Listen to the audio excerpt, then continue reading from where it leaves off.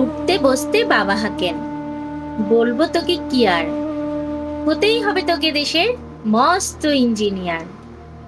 মাথায় শুনে কন, খোকা তুই আমার কথা রাখ, ডাক্তারিতে হয় যেন তোর দেশ জোড়া নাম ডাক।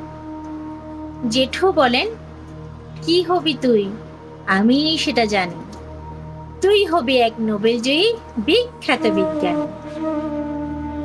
একই সঙ্গে সবাই বলেন, অন্য কিছু নয়, এবার তোকে হতেই হবে স্কুলের ফার্স্ট বয়। আমার ইচ্ছে ঘুড়ি উড়াই, লাট্টু ঘুরাই, আর ক্রিকেট খেলি, সাথে করি মস্ত দিঘি পার। কিন্তু সেসব করতে গেলেই সবাই আসেন তেরে, সবাই বলেন, মন দে পড়ায় এক্ষুনি সব ছেড়ে। কি আর বলবো, এখন আমার অবস্থাটা এই, লেখাপড়ায় দিন কেটে যায়, কিচ্ছু খেলা নেই। এক এক জনের এক এক ইচ্ছে, সবাই দিচ্ছেন তারা, তার ফলে ভাই আমার নিজের ইচ্ছে গেছে মারা।